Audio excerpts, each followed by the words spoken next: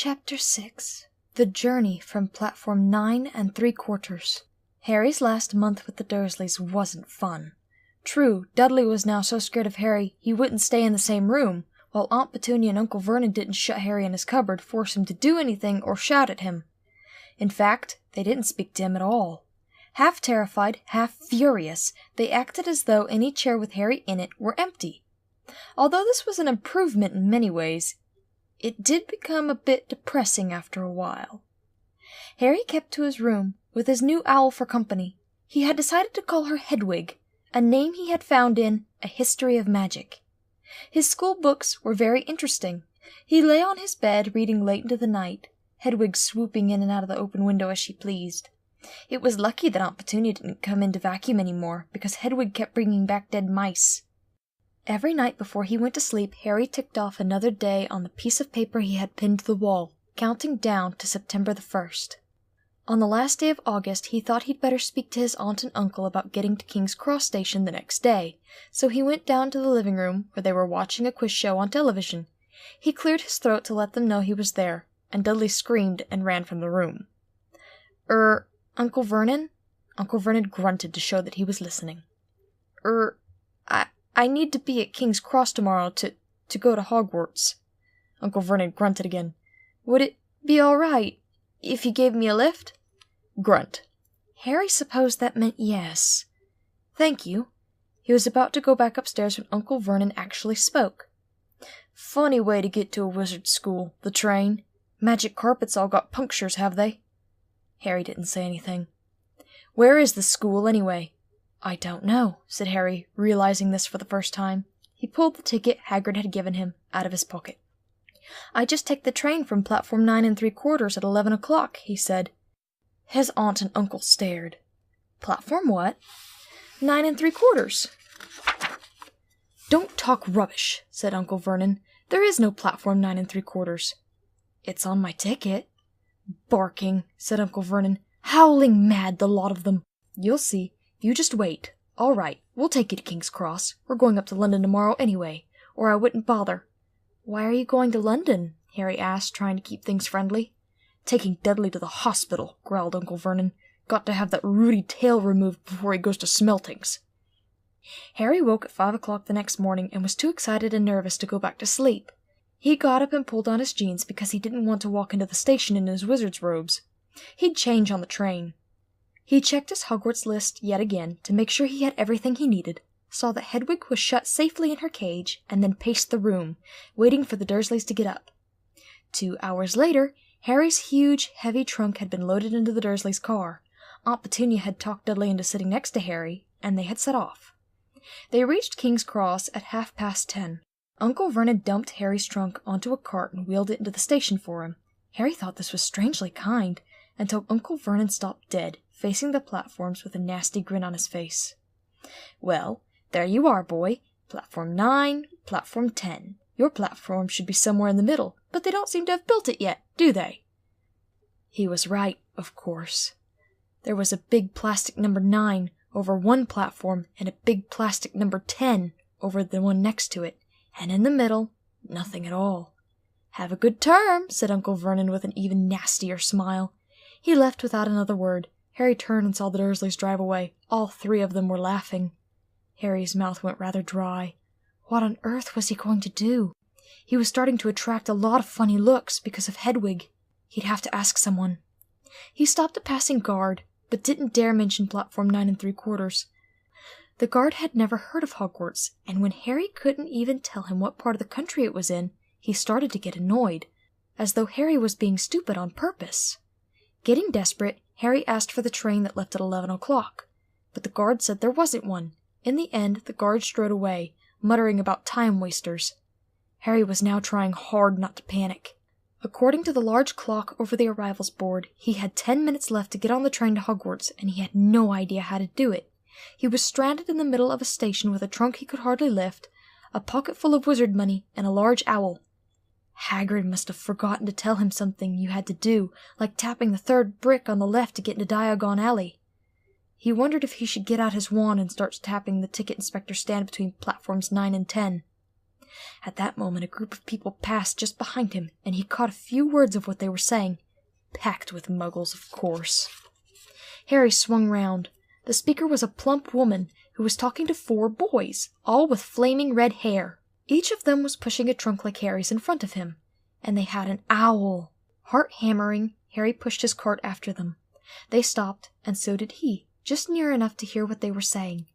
"Now, what's the platform number?" said the boy's mother. 9 3/4, pipped a small girl, also red-headed, who was holding her hand. "Mom, can't I go?" "You're not old enough, Ginny. Now be quiet. All right, Percy, you go first." What looked like the oldest boy marched towards platform 9 and 10. Harry watched, careful not to blink in case he missed it. But just as the boy reached the dividing barrier between the 2 platforms, a large crowd of tourists came swarming in front of him, and by the time the last backpack had cleared away, the boy had vanished. "Fred, you next," the plump woman said. "I'm not Fred, I'm George," said the boy. "Honestly, woman, you call yourself our mother. Can't you tell I'm George?" "Sorry, George, dear." "Only joking. I am Fred," said the boy, and off he went.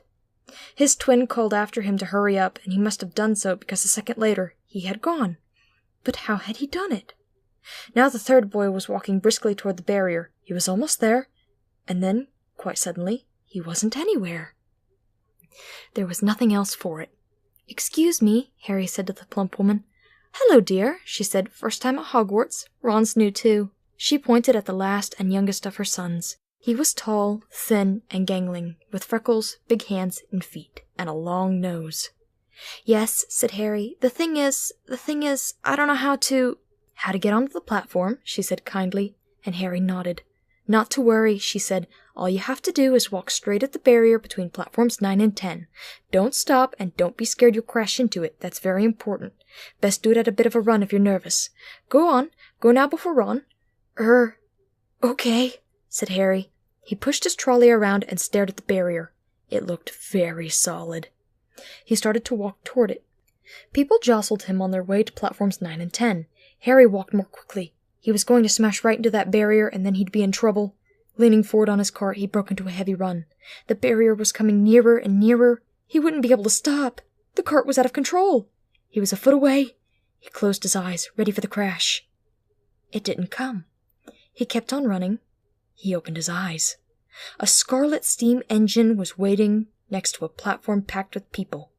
A sign overhead said, "Hogwarts Express, 11 o'clock." Harry looked behind him and saw a wrought iron archway where the barrier had been, with the words, "Platform 9 3/4 on it. He had done it. Smoke from the engine drifted over the heads of the chattering crowd, while cats of every color wound here and there between their legs. Owls hooted to one another in a disgruntled sort of way over the babble and the scraping of heavy trunks. The first few carriages were already packed with students, some hanging out of the window to talk to their families, some fighting over seats. Harry pushed his cart off down the platform in search of an empty seat. He passed a round-faced boy who was saying, "Gran, I've lost my toad again." "Oh, Neville," he heard the old woman sigh. A boy with dreadlocks was surrounded by a small crowd. "Give us a look, Lee. Go on."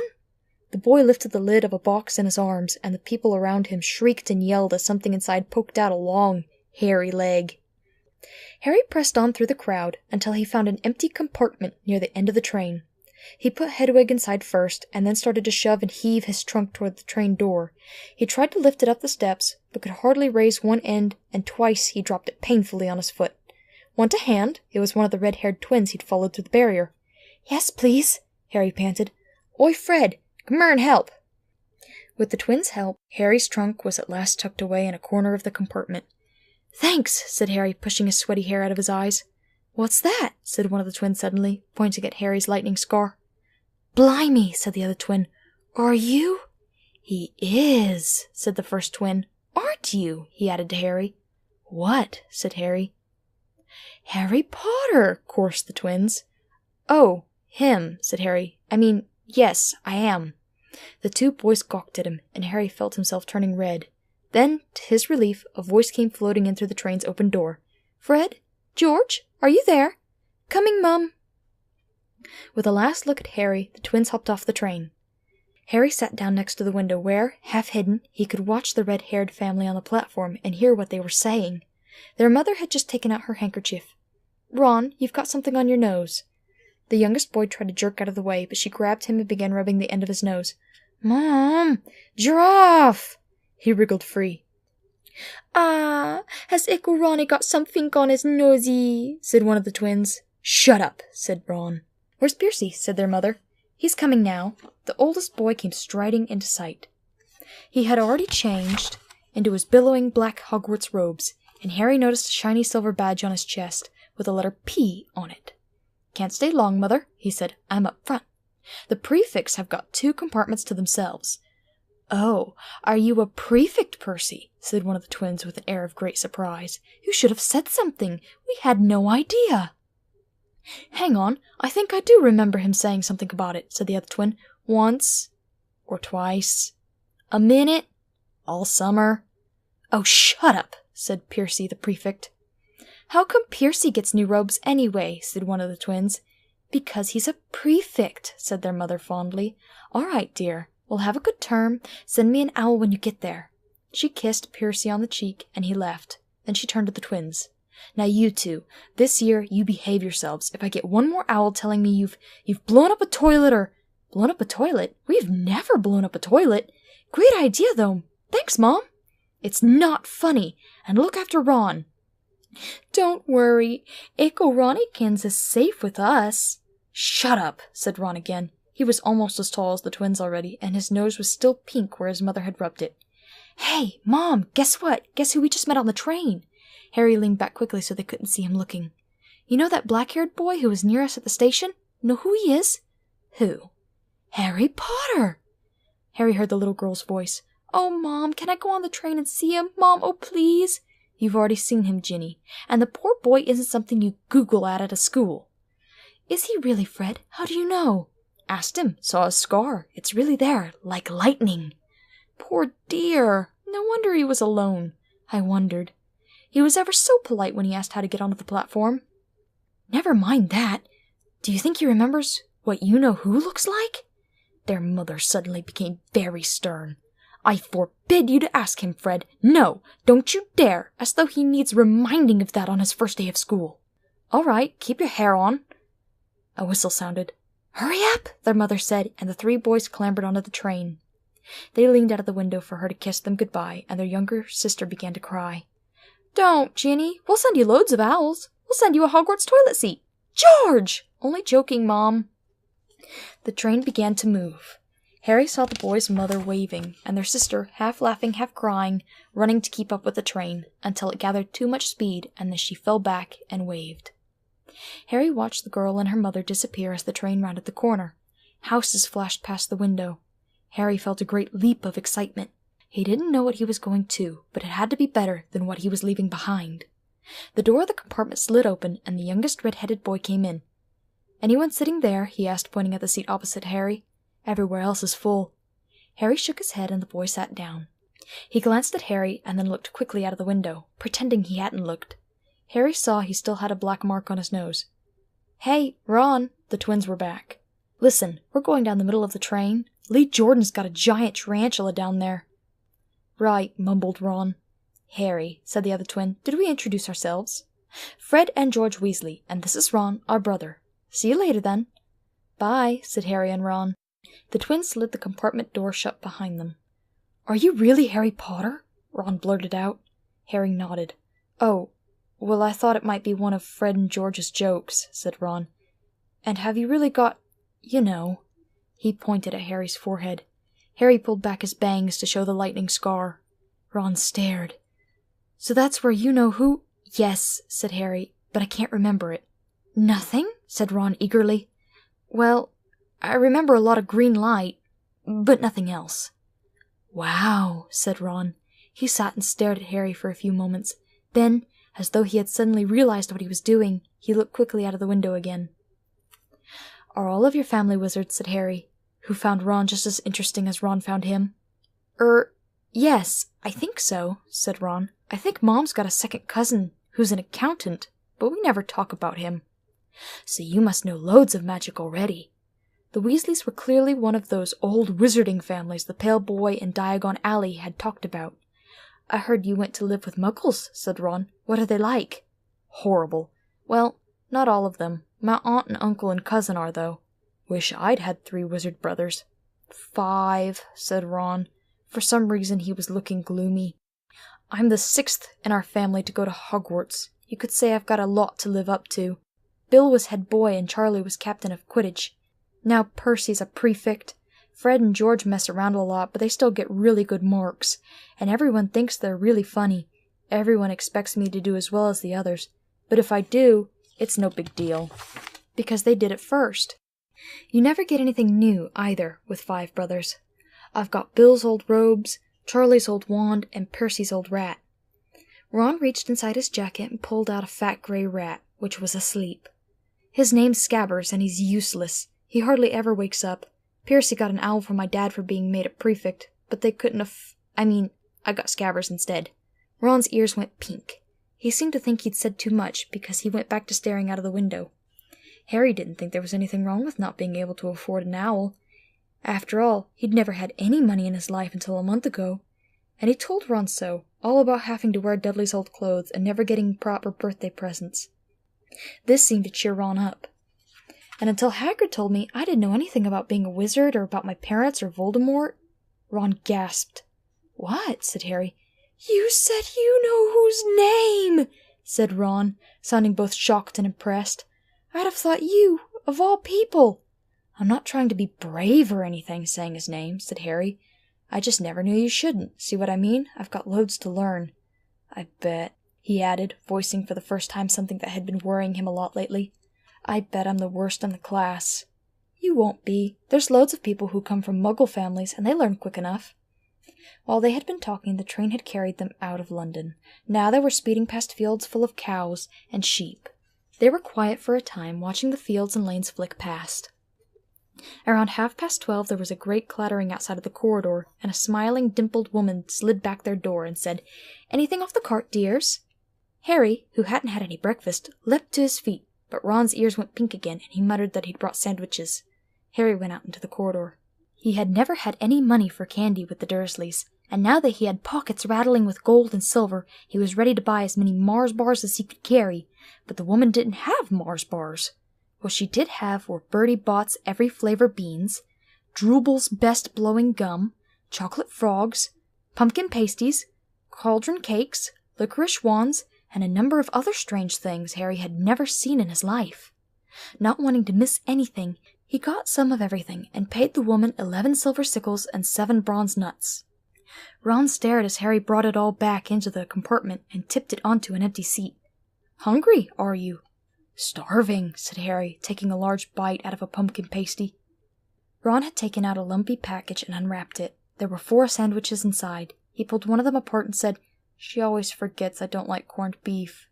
Swap you for one of these, said Harry, holding up a pasty. Go on. You don't want this. It's all dry, said Ron. She hasn't got much time, he added quickly. You know, with the 5 of us. Go on, have a pasty, said Harry, who had never had anything to share before. Or, indeed, anyone to share it with. It was a nice feeling, sitting there with Ron, eating their way through all Harry's pasties, cakes, and candies. The sandwiches lay forgotten.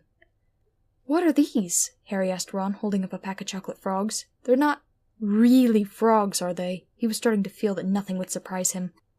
No, said Ron, but see what the card is. I'm missing Agrippa. What? Oh, of course, you wouldn't know. Chocolate frogs have cards inside them, you know, to collect. Famous witches and wizards.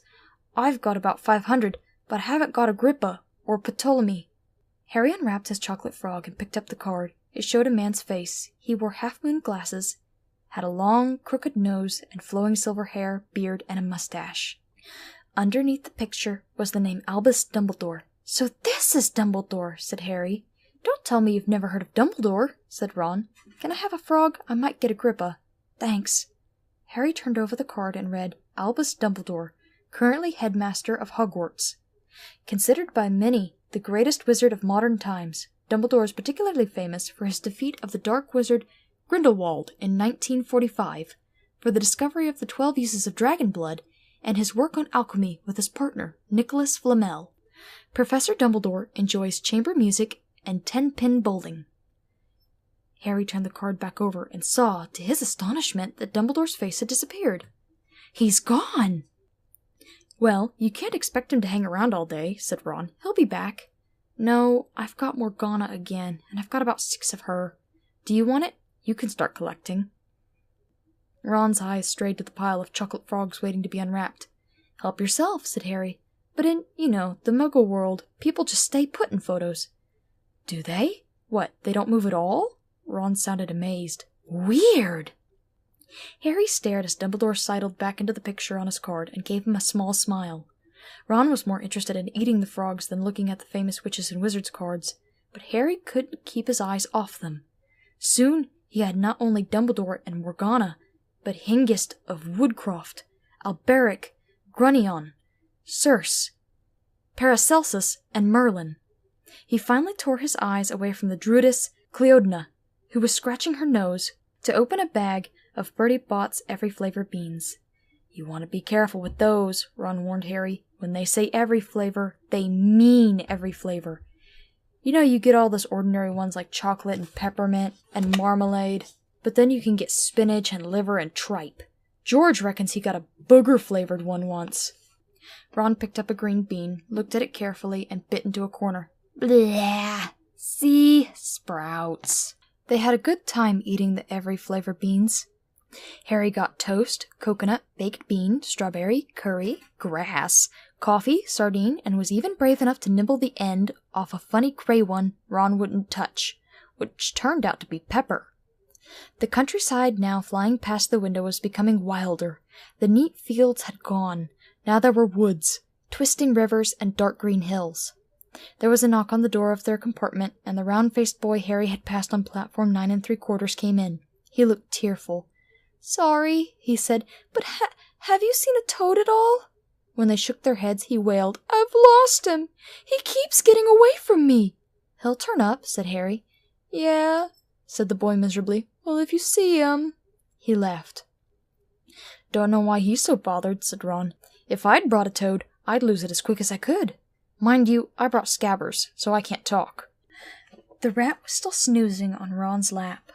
"He might have died and you wouldn't know the difference," said Ron in disgust. "I tried to turn him yellow yesterday, to make him more interesting, but the spell didn't work. I'll show you, look."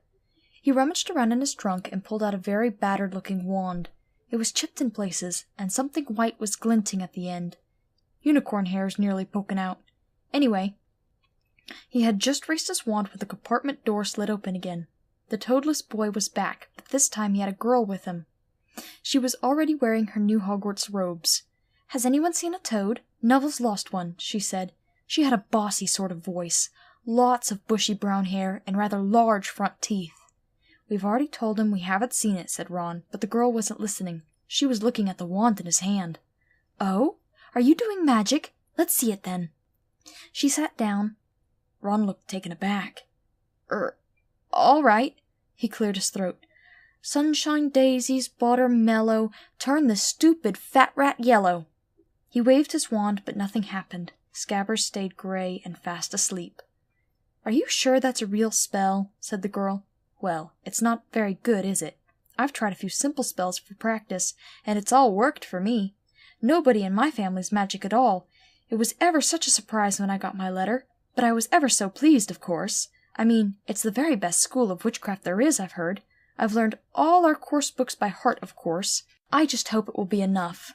I'm Hermione Granger, by the way. Who are you?" She said all this very fast. Harry looked at Ron, who was relieved to see by his stunned face that he hadn't learned all the course books by heart either. "I'm Ron Weasley," Ron muttered. "Harry Potter," said Harry. "Are you really?" said Hermione. "I know all about you, of course. I've got a few extra books for background reading, and you're in Modern Magical History, and The Rise and Fall of the Dark Arts, and Great Wizarding Events of the 20th Century. "Am I?" said Harry, feeling dazed. "Goodness, didn't you know? I'd have found out everything I could if it was me," said Hermione. "Do either of you know what house you'll be in? I've been asking around, and I hope I'm in Gryffindor. It sounds by far the best. I heard Dumbledore himself was in it, but I suppose Ravenclaw wouldn't be too bad. Anyway, we'd better go and look for Neville's toad. You two had better change, you know. I expect we'll be there soon." and she left, taking the toadless boy with her. "Whatever house I'm in, I hope she's not in it," said Ron. He threw his wand back in his trunk. "Stupid spell. George gave it to me. Bet he knew it was a dud." "What house are your brothers in?" said Harry. "Gryffindor," said Ron. Gloom seemed to be settling on him again. "Mom and Dad were in it too. I don't know what they'll say if I'm not. I don't suppose Ravenclaw would be too bad, but imagine if they put me in Slytherin." "That's the house you know who was in." "Yeah," said Ron. He flopped back into his seat, looking depressed. "You know, I think the ends of Scabbers' whiskers are a bit lighter," said Harry, trying to take Ron's mind off houses. "So what do your oldest brothers do now that they've left anyway?" Harry was wondering what a wizard did once he finished school. "Charlie's in Romania, studying dragons, and Bill's in Africa, doing something for Gringotts," said Ron. "Did you hear about Gringotts? It's been all over the Daily Prophet, but I don't suppose you get that with the Muggles. Someone tried to rob a high-security vault." Harry stared. "Really? What happened to them?" "Nothing. That's why it's such big news.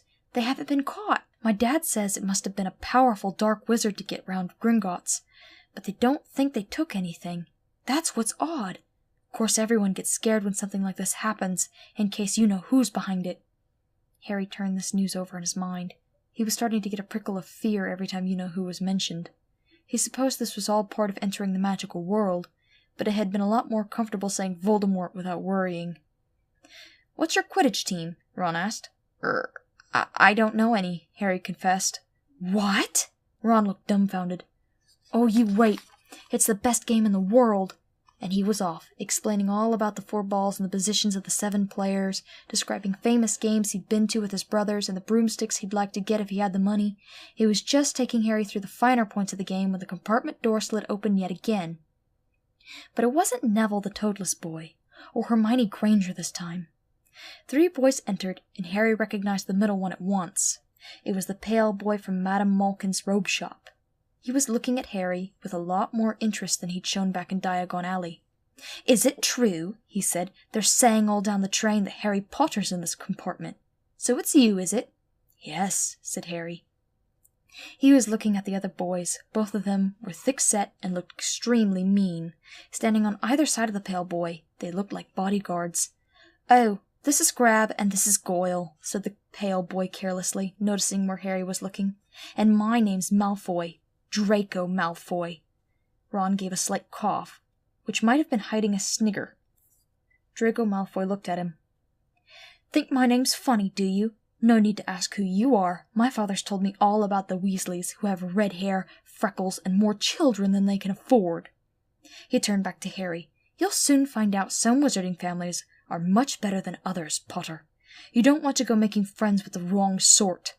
I can help you there." He held out his hand to shake Harry's, but Harry didn't take it. "I think I can tell who the wrong sort are for myself, thanks," he said coolly.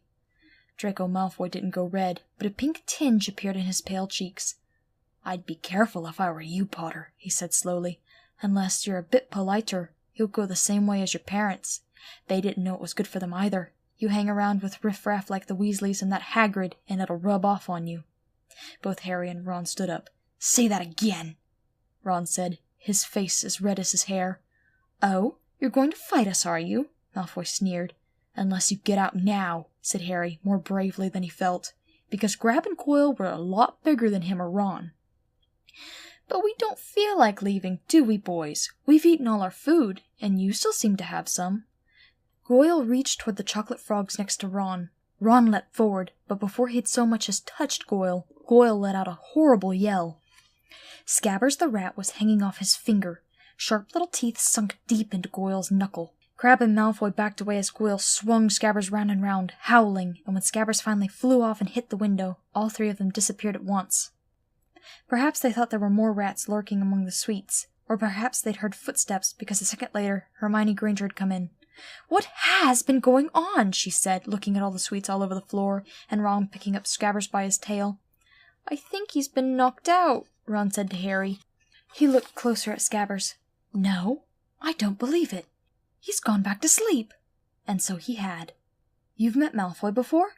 Harry explained about their meeting in Diagon Alley. I've heard of his family, said Ron darkly. They were some of the first to come back to our side after you-know-who disappeared. Said they'd been bewitched. My dad doesn't believe it. He says Malfoy's father didn't need an excuse to go over to the dark side. He turned to Hermione.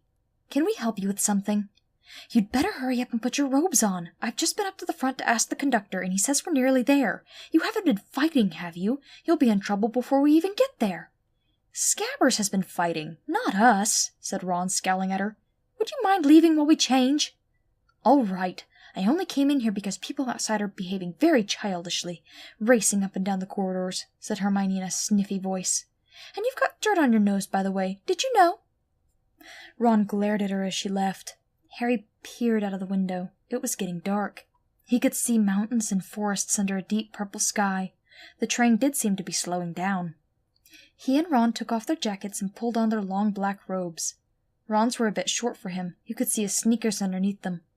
A voice echoed through the train. We will be reaching Hogwarts in 5 minutes' time. Please leave your luggage on the train. It will be taken to the school separately.